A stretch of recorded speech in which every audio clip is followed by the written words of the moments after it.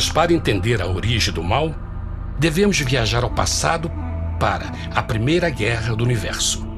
Porque esta guerra não aconteceu na Terra. Antes que o nosso mundo existisse, houve uma guerra no céu. Mesmo as palavras guerra no céu soam como uma contradição. É quase inimaginável para nós que pudesse haver batalhas e conflitos entre as criações de Deus no paraíso. O que pode ter causado este conflito celestial? Graças a um livro antigo chamado Bíblia, temos detalhes suficientes para poder juntar as peças e desatar os nós. Mesmo que trágica, é uma extraordinária e bela história de amor que vai desde o princípio dos tempos até tocar pessoalmente a você, a mim e a cada indivíduo na Terra. Nossa história começa há muito tempo atrás na capital do universo. Em um lugar chamado Céu, que estava repleto de seres angelicais que amavam fazer a vontade de Deus.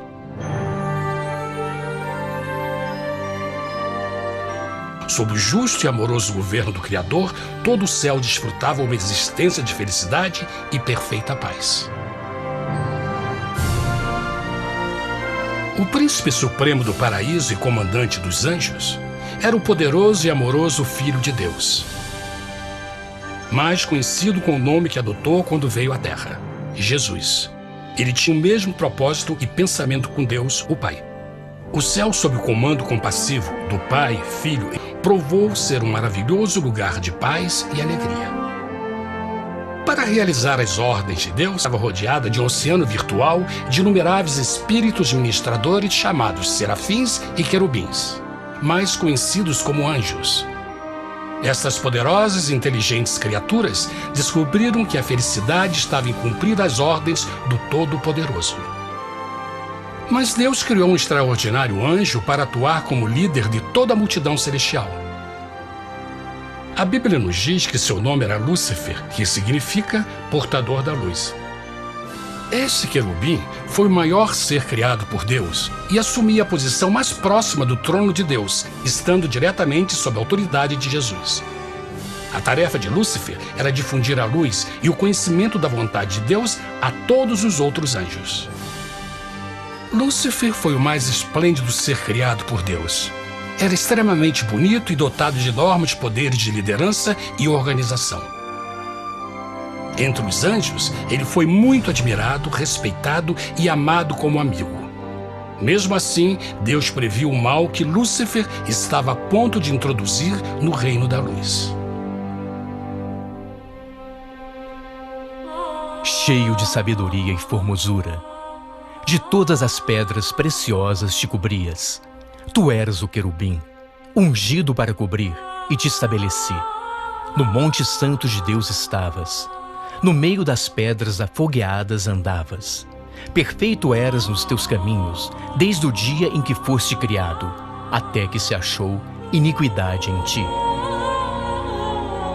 Quando Lúcifer percebeu a sua beleza e poder, seu coração pouco a pouco começou a mudar.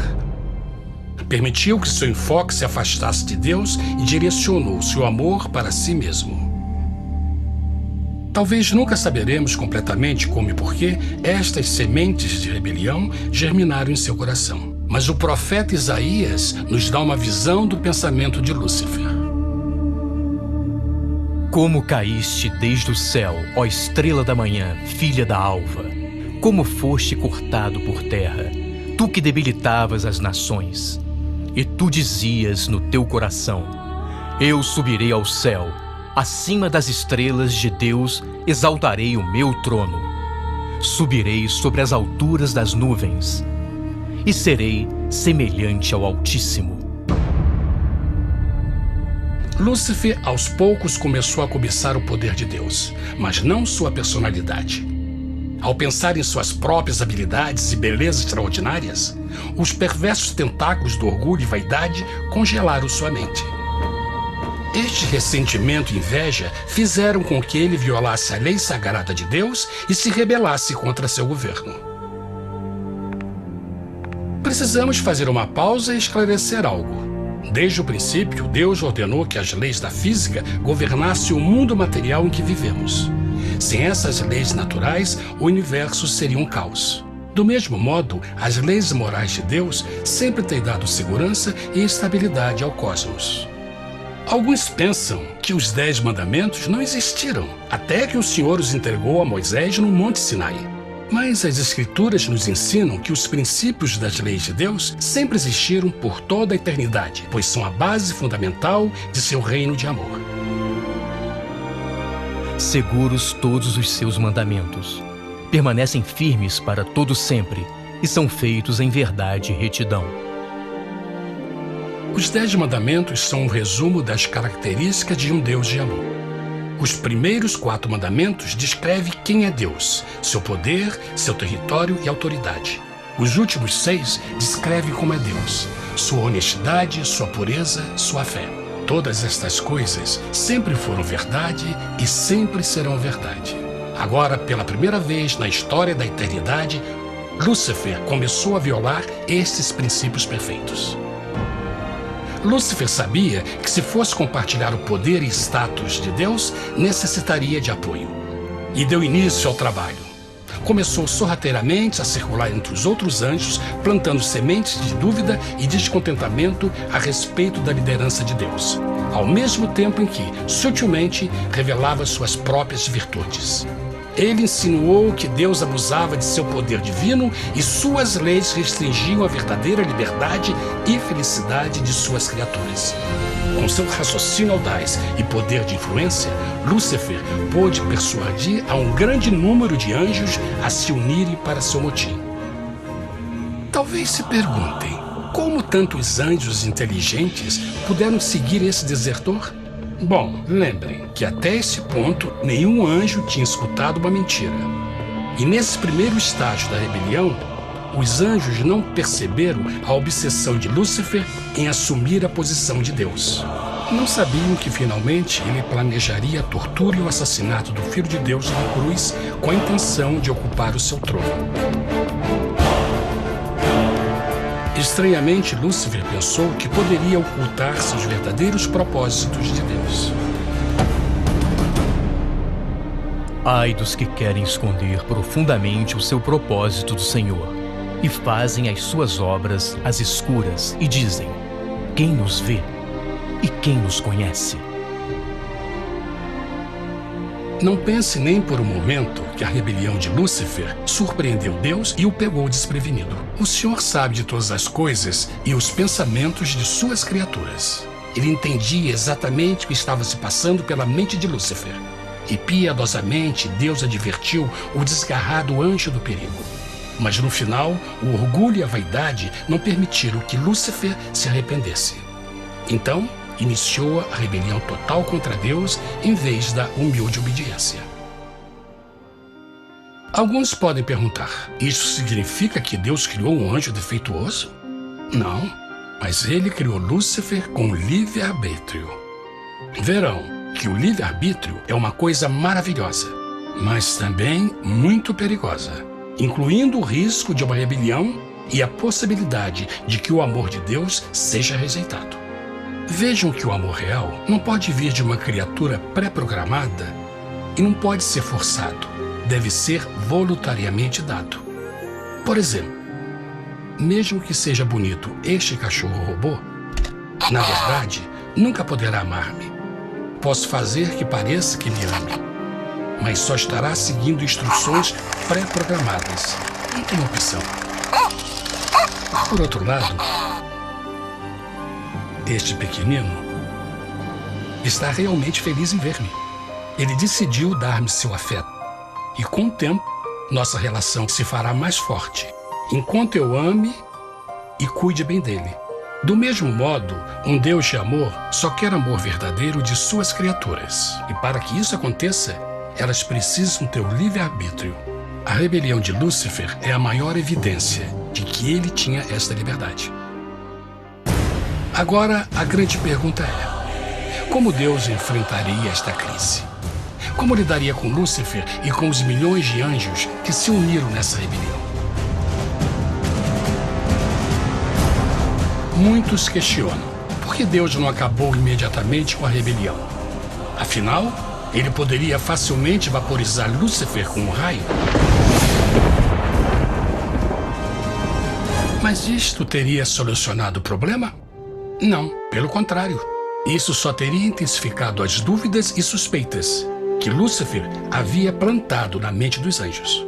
Lembrem que Lúcifer sabia, como ninguém mais, da engrenagem interna do governo de Deus. Sua destruição seria vista como parte de uma grande armação, e a razão que o motivou servir Deus teria sido o medo da represália e não o amor. O Senhor sabia, na sua sabedoria, que a melhor forma de enfrentar a crise era permitindo que tudo seguisse o seu curso. Esta seria a única forma de se assegurar que o mal não se ergueria outra vez. Deixai crescer ambos juntos até a ceifa. E por ocasião da ceifa, direi aos ceifeiros: colhei primeiro o joio e atai-o em molhos para o queimar, mas o trigo ajuntai-o no meu celeiro. Na parábola do joio e do trigo, Jesus descreve que um tempo de crescimento é necessário para que uma planta revele sua verdadeira natureza. No seu entendimento infinito, Deus sabia que, com o tempo, o caráter real de Lúcifer seria exposto e que os amargos frutos de sua rebelião seriam vistos. Até agora, os cidadãos do universo não estavam familiarizados com o pecado e até onde os levaria. Mas isso mudaria quando eles vissem por si mesmos sua terrível natureza autodestrutiva. Afinal, a sabedoria e o amor do governo de Deus seria para sempre confirmado e o universo estaria seguro. Quando Lúcifer e seus seguidores revelaram abertamente sua rebelião, o Senhor soube que não haveria paz se permitisse que eles ficassem no céu. Deveria impor um limite, entrar em ação e enfrentar os rebeldes. Mas Lúcifer e seus seguidores nunca sairiam por vontade própria ou pacificamente. O passo seguinte foi a guerra. E houve batalha no céu. Miguel e os seus anjos batalhavam contra o dragão. E batalhavam o dragão e os seus anjos. Mas não prevaleceram, nem mais o seu lugar se achou nos céus. E foi precipitado o grande dragão, a antiga serpente, chamada o Diabo e Satanás, que engana todo mundo. Ele foi precipitado na terra, e os seus anjos foram lançados com ele. A Bíblia não revela exatamente que tipo de armas foram usadas durante este conflito cósmico. Mas esta guerra foi como nenhuma guerra que os olhos mortais já viram. Apocalipse 12:4 nos diz que finalmente Lúcifer e 1/3 dos anjos de Deus foram expulsos do paraíso.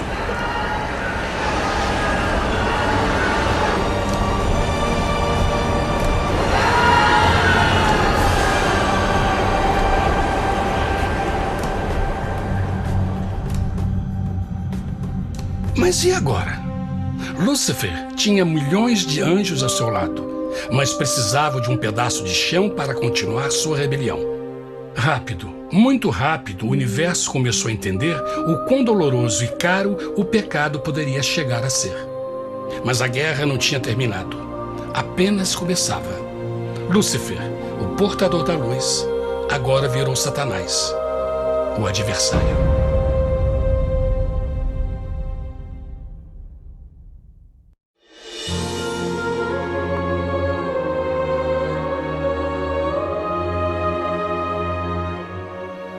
Depois da guerra no céu, Satanás e seus anjos caídos foram expulsos da corte de glória. Por um tempo, o diabo e seus demônios vagaram pelo universo buscando inutilmente mundos que se compadeceram e se uniram à sua rebelião. Com ressentimento e raiva, não estava disposto a deixar o casal em paz, pois o pecado sempre buscará arrastar a outros consigo.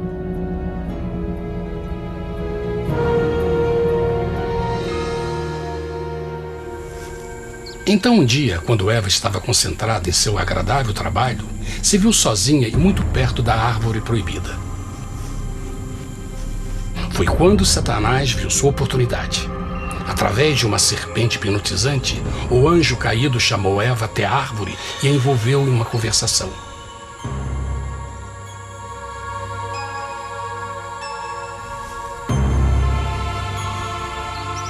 Suas palavras encantadoras foram cuidadosamente calculadas para gerar desconfiança a Deus.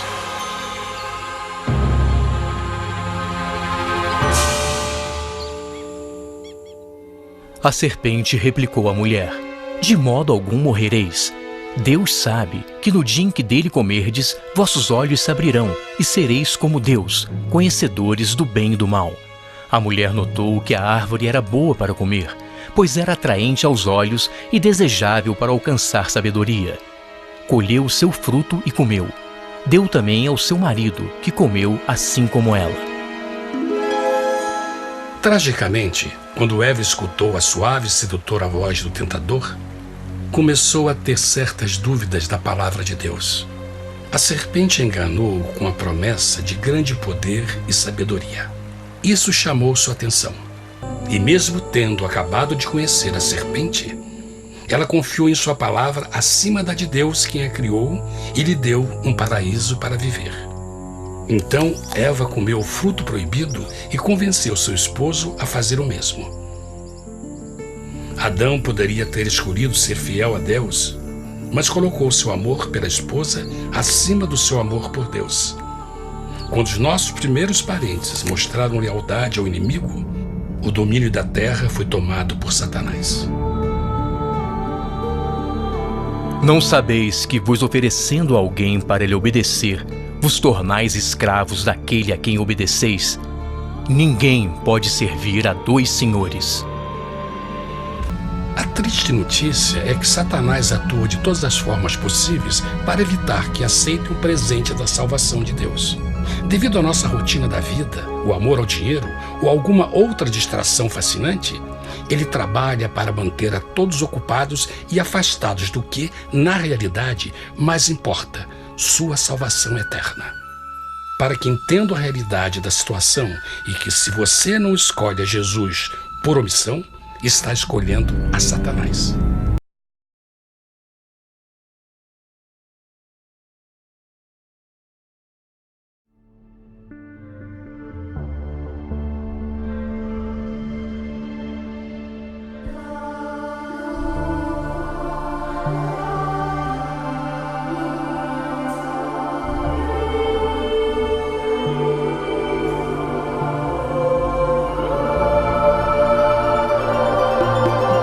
Mas, normalmente, ouvimos falar de Gabriel, Miguel e o mais conhecido pela maldade e pela expulsão do reino de Deus, Lúcifer. Mas, diante do desfalque devido à partida de Lúcifer e de toda a desordem que o próprio causa no mundo, é realmente necessário um time bem maior para combater o caos diariamente. Em Êxodo capítulo 23, versículo 20, está escrito: Veja, estou enviando um anjo à sua frente para guardá-lo ao longo do caminho e levá-lo ao lugar que preparei. Seria a afirmação de Deus informando que você não está sozinho, seus assistentes estão aí para te proteger? Os anjos trabalham auxiliando Deus pelo bem da humanidade e podem matar também. Isso é feito para evitar uma tragédia maior de que só Deus tem conhecimento. Assim como Gabriel apareceu para algumas pessoas, segundo as Escrituras, outros anjos podem aparecer ou, no mínimo, serem notados pelos humanos. Alguns sinais indicam a presença destes seres entre nós.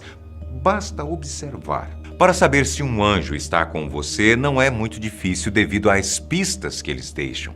É como se realmente quisessem ser vistos. Eles podem deixar moedas no caminho, trazer mensagens em sonhos e através de animais e até do arco-íris. Quando um objeto cai sem explicação aparente no local onde você está, pode ser um anjo usando energia para chamar a sua atenção. Mas eles não ficam apenas enviando sinais permanecendo afastados de você. Os anjos podem tocar nas pessoas e lhes acariciar também. É o que pode estar acontecendo quando a temperatura do ambiente onde você está muda bruscamente, ou aquele resfriamento ou aquecimento repentino de uma área do seu corpo. Os arcanjos estão no topo da hierarquia devido ao seu grande poder. A própria palavra arcanjo significa anjo do mais alto posto, e este é Miguel, o único que é citado na Bíblia como arcanjo. Nos livros de Judas, Daniel e Apocalipse, ele é descrito como um guerreiro poderoso, líder de exércitos que lutam contra espíritos do mal. Miguel lutou como líder na guerra contra Satanás e foi quem o fez cair do céu como um raio que cai na terra. Por esta razão, o arcanjo é tido como um inimigo mortal que não tolera a enganação. Devido a todo este poder, ele é representado com armas de guerra e com a espada desembainhada, sempre a postos para guerrear. Apesar de ser considerado o único arcanjo na Bíblia, é Azrael, o responsável por registrar e apagar de um livro o nome de cada ser humano quando nasce e quando morre. Outro anjo muito poderoso é Gabriel. Foi ele quem profetizou a primeira vinda de Jesus, de acordo com o cristianismo e islamismo. Gabriel é o intermediário entre Deus e Maomé no Alcorão. Na Bíblia, ele fez algumas aparições, como em resposta à oração de Daniel e quando apareceu também para Maria. Por esse motivo, ele também é tido como um mensageiro de Deus. Gabriel é um anjo do bem, mas nem todos os anjos são bons. Eles podem, inclusive, ser vingativos por razões que consideram justas. O mais conhecido por sua maldade é Lúcifer, que antes de ser expulso do céu, foi considerado a maior e mais bela criação divina e era um querubim da guarda, como descreveu Ezequiel. Seu nome significa portador da luz, o que nos leva a pensar que, inicialmente, ele não era tão mau assim. Antes da queda, ele era um mensageiro de Deus muito bem afeiçoado e muito sábio, mas pelo privilégio de ser um anjo e por se achar muito bonito, tornou-se arrogante e começou a colocar outros anjos contra Deus para que ele pudesse construir o seu trono numa posição superior ao trono do próprio Deus. Assim, deu início a uma batalha pela posse do paraíso. Mas Miguel, como já dito anteriormente, lutou contra ele e o fez cair literalmente. Com a queda, Lúcifer foi amaldiçoado para cumprir uma trajetória de maldade e pecado no mundo. Por esse motivo, o ex-anjo que sentava ao lado de Deus é tido como o mais mortal de todos. Parece que quando não estão guerreando contra as mazelas diabólicas que Satanás espalha pelo mundo, os anjos podem ser bem amigáveis e estar ao seu lado mesmo que você não perceba. Como aquela pessoa que você nunca viu na vida, mas surge do nada quando você precisa de alguma ajuda para trocar o pneu de um carro num lugar isolado. Ou aquele desconhecido que se aproxima de você, sente sua tristeza e se dispõe a ajudar sem pedir nada em troca.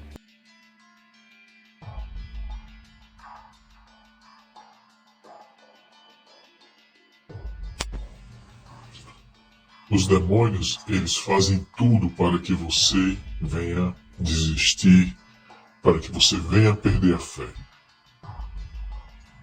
Eles se alimentam das suas fraquezas. Na verdade, eles se alimentam de vocês. Ou seja, quando você peca, você abre a sua porta, ou seja, o seu corpo, para que ele possa entrar e habitar no seu corpo. O demônio habitando no seu corpo, ele vai sugar tudo o que você faz. Ele vai sentir prazer quando você estiver pecando, se for um adultério, se for um roubo, ele vai gostar daquilo. Se você se tornar um assassino, ele vai gostar porque ele está sentindo ali o gosto de estar matando. E com o que você se alimenta é pão, arroz, feijão, macarrão, pizza, bebida, cigarro.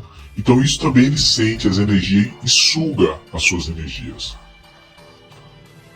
Ou seja, é uma maneira dele sobreviver e fazer o que ele gosta. Porque ele tem duas maneiras de fazer isso. Ele pode se materializar e se apresentar e comer alguma coisa que ele queira, ou praticar o mal, roubar, matar, ele pode fazer isso materializado, ou ele pode induzir você entrando no seu corpo. Quando ele faz isso, entrando no seu corpo, então ele está se manifestando o desejo dele através de você. Ou seja, ele pede para que você faça o pecado, para que você cometa o errado, para que você beba, para que você traia a sua esposa, para que você traia o seu marido, para que você olhe para outros homens, para que ele olhe para outras mulheres. Então é o espírito mau, o demônio, que está dentro da pessoa que faz isso. Por exemplo,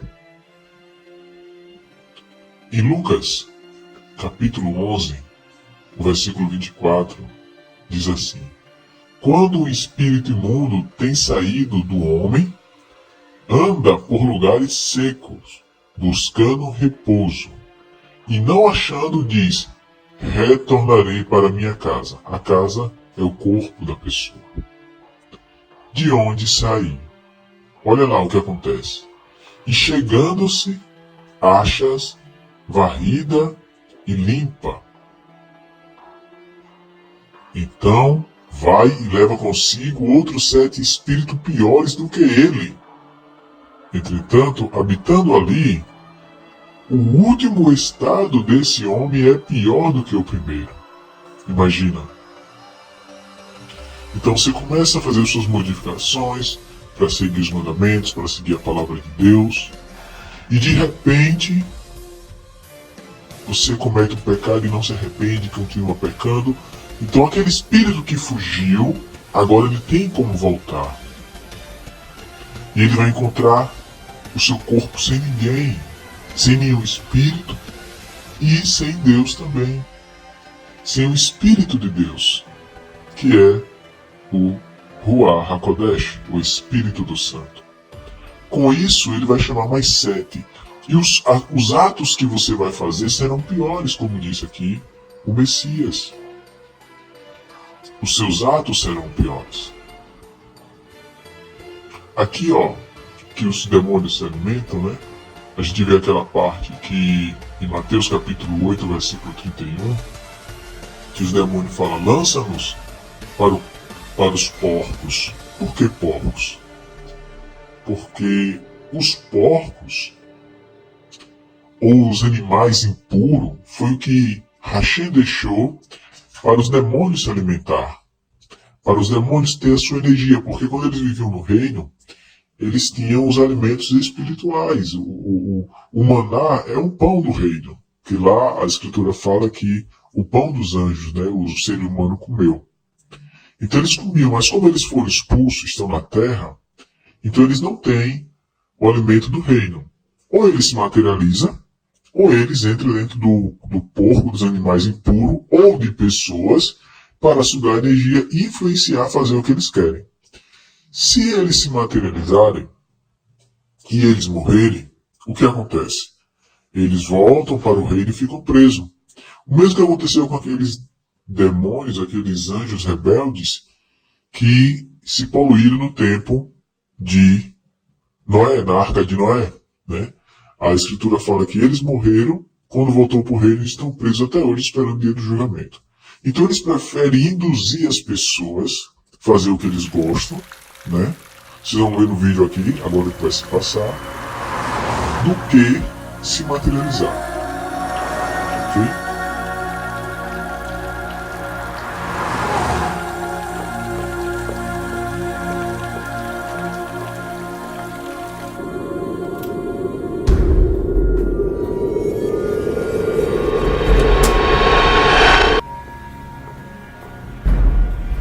Oi, amor, cheguei. Oi, amor, tá lá no fogão.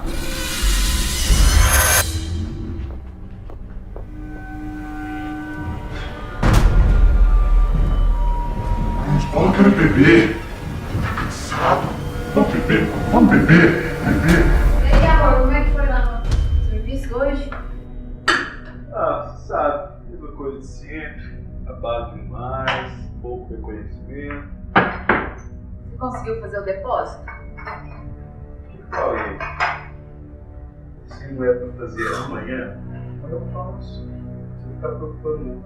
A última vez você atrasou, hein? Tá, não vou atrasar dessa vez. Deu problema. Tá bom. Tô saindo, tá? Da aula. Não, eu quero beber. Pega cerveja. A cerveja. Isso.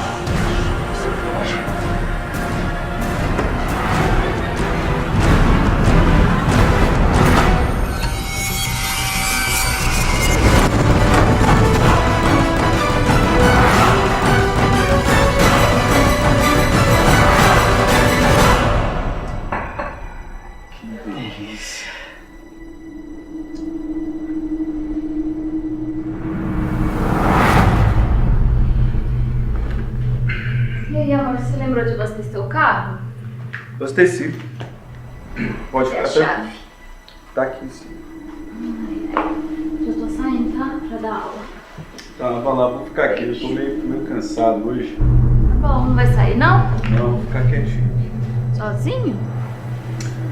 É, sozinho.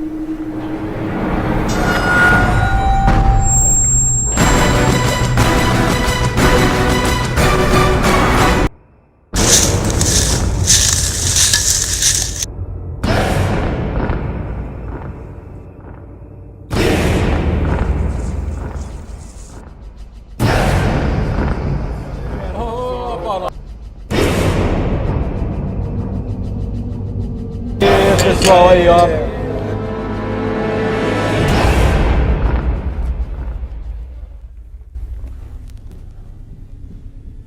De novo, tá? Ih, ele é um inútil. Tá aí meu trabalho.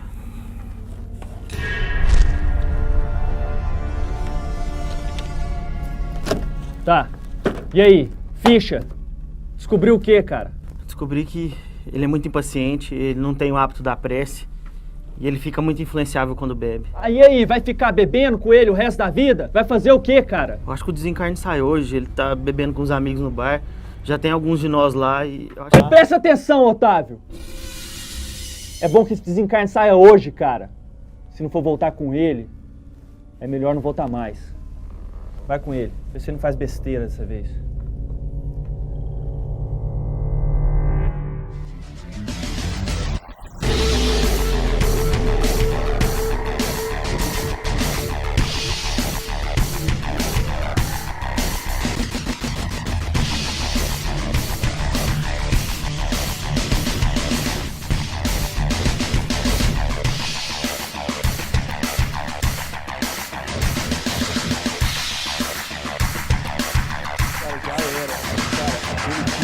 Além de ter um técnico horrível, ainda tem o pior atacante do campeonato, cara. É impressionante, os caras não sabem. Realmente consegue errar todos os gols na cara do gol. Pior que o David. Quem é, irmão? Ah, cara, é só a Fernanda. Mas ela sabe que eu tô aqui hoje. Depois eu ligo pra ela. Nossa, hein? Que isso, cara. Você Você sabe que a última voz, a última palavra lá em casa é minha, vocês sabem, né? Sim, senhora, né? Sim, senhora, isso mesmo.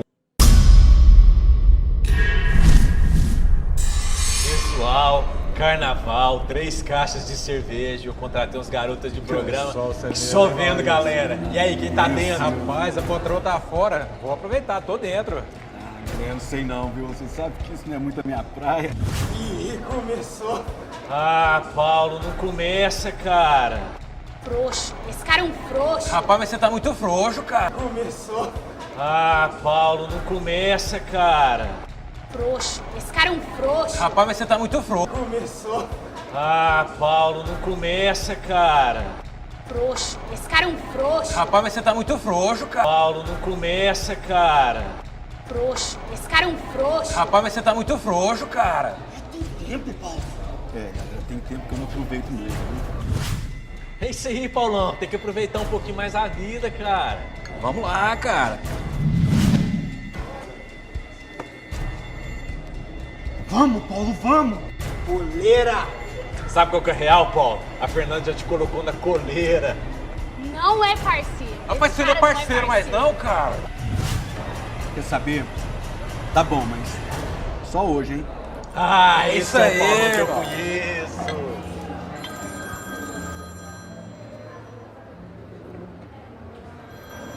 Nada disso, Paulão. Esse carnaval você vai passar sozinho, cara. Quer saber, cara? É isso mesmo. Ô, garçom, a saideira aí. Aí, a saideira.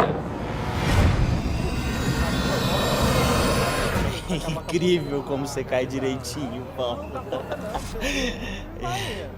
Essa é a parte que eu vou te matar.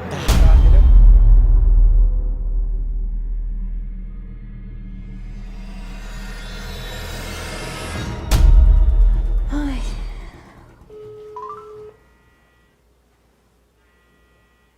Atende. Atende, Paulo. Sua chamada está sendo encaminhada para a caixa de mensagens e estará... Ai, desligou de novo, Paulo. Senhor Jesus, amado Mestre, não sei por que tanta angústia. Eu tô com um mau pressentimento em relação ao meu marido. Eu sei que ele não é um cristão exemplar, mas ele tem se esforçado nas tarefas do dia a dia. Que o Senhor possa abençoar, onde quer que ele esteja.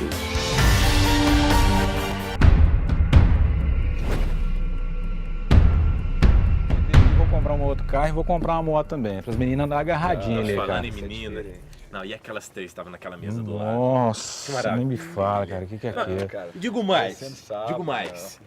Nossa vida a partir de hoje nunca mais vai ser a mesma, meu amigo, depois dessa balada. Não, Vamos beber todas. Eu digo mais.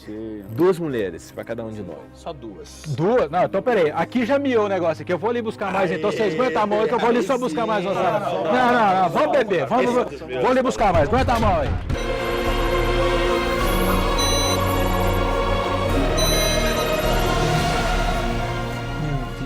Como pôde chegar a esse ponto? Como pôde? Graças aos vínculos que foram sendo criados durante o uso da bebida.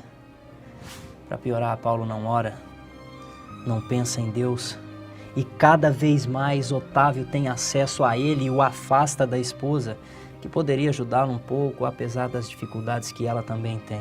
Mas, peraí, todo mundo que bebe arranja um desses? É, Tiago. Cada um tem, na terra ou aqui, as companhias que atraem com seus apelos íntimos. A bebida, como qualquer outra droga, é porta aberta para a obsessão.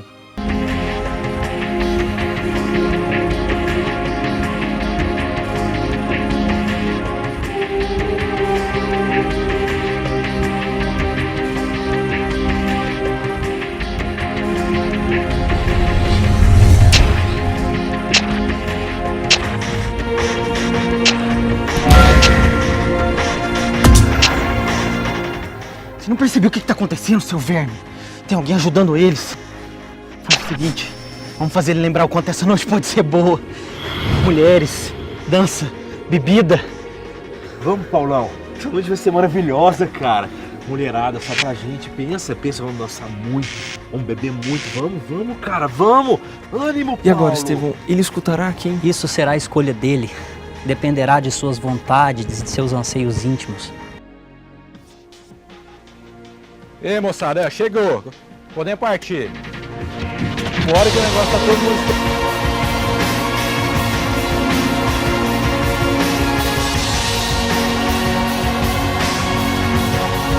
Vamos, Paulo.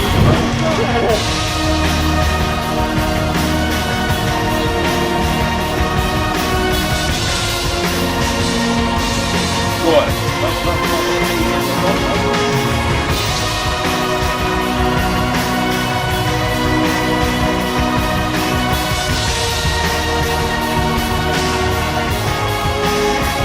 Entra aí logo, cara. Entra aí. Vamos logo.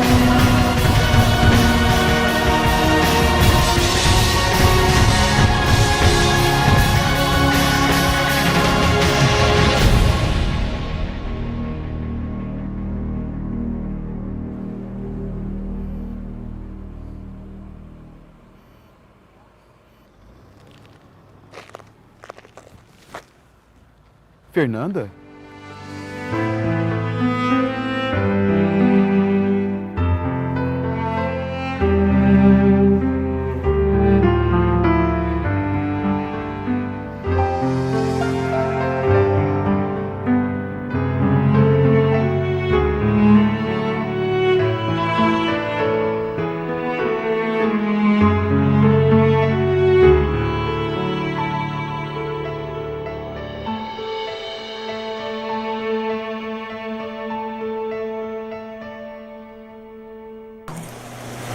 Ai, esse idiota desse Paulo.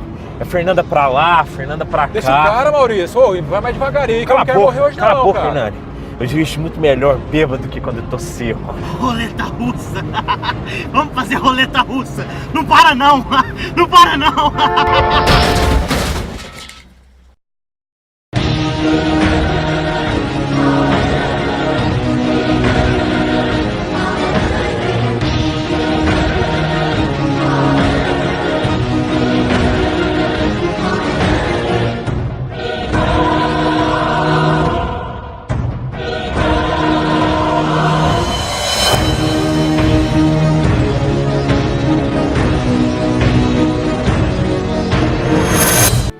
Estevão, eu peço que você inspire os vizinhos para que busquem ajuda.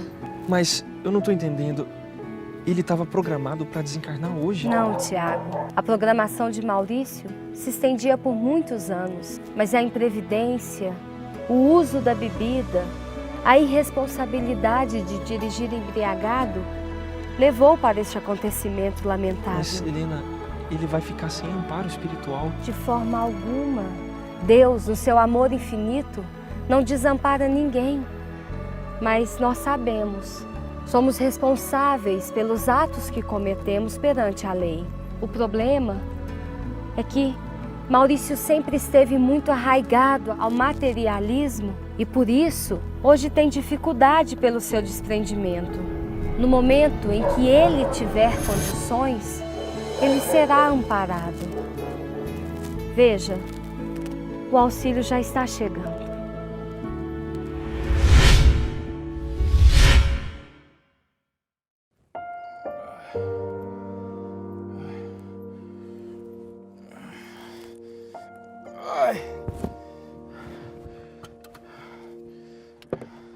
Maurício! Maurício! Maurício! Maurício! Maurício! O que aconteceu com os anjos que estavam sob o seu comando? Eles me seguiram e também foram expulsos. Formamos juntos o Império das Trevas.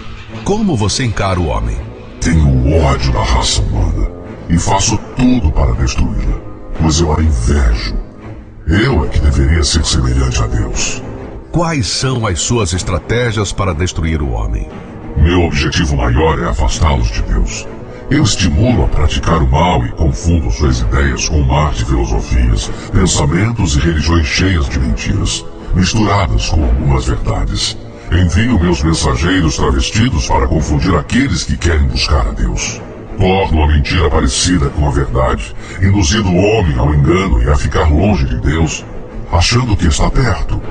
Eu sei que não posso vencer a Deus, e me resta pouco tempo para ir ao Lago de Fogo, minha prisão eterna. Eu e meus anjos trabalharemos com afinco para levarmos o maior número possível de pessoas conosco.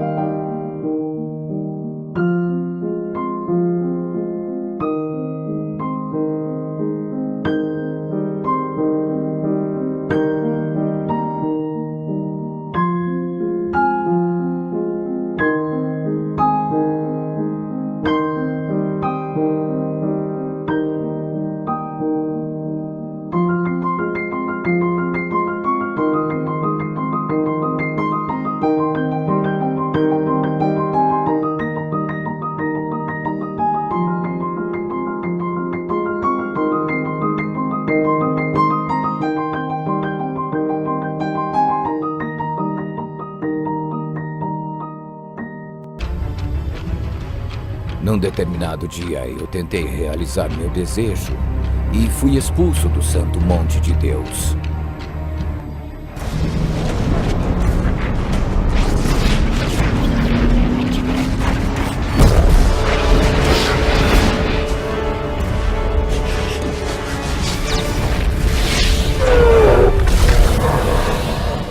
Junto comigo foram todos aqueles que seguiram meu exemplo.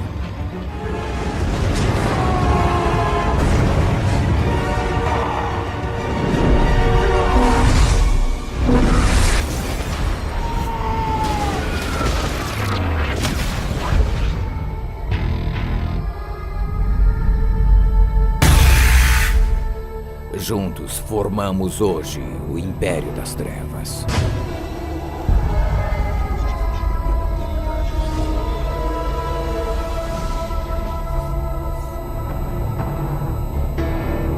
Eu invejo a raça humana e faço de tudo para destruí-la. Tudo porque o homem tem hoje a oportunidade que um dia eu perdi.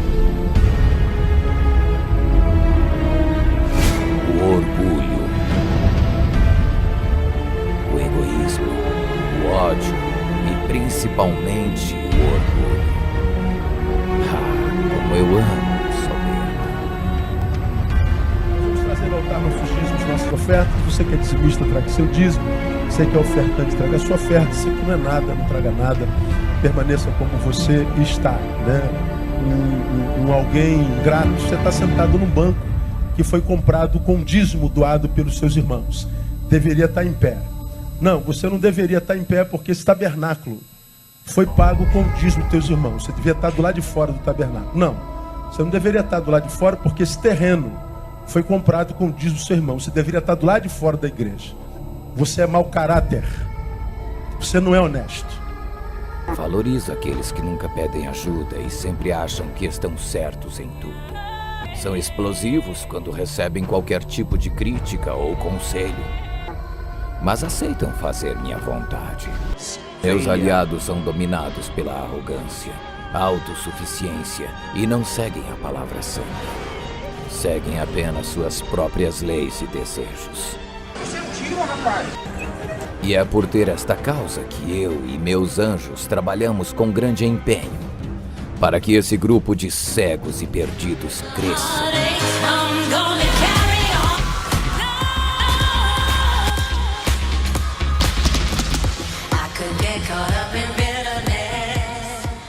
E o maior número de pessoas venha conosco para o inferno. Usamos contra toda a raça humana a mesma arma que um dia nos derrubou.